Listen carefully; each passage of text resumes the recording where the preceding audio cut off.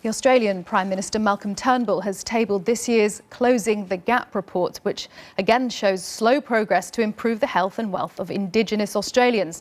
Some of the targets covering health, education and employment have stagnated. Others are going backwards. Sophia Tran-Thomson has this report. For over 200 years, since Europeans settled in Australia, the difference in quality of life between Indigenous and non-Indigenous people has been vast.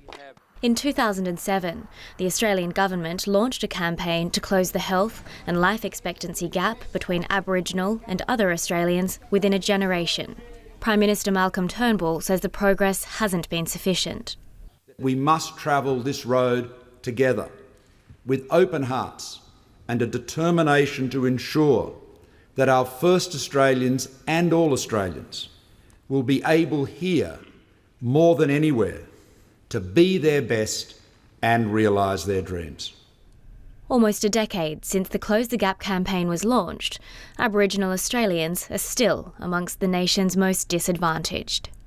The report found that 6 of the 7 key targets aimed at reducing Indigenous disadvantage are failing.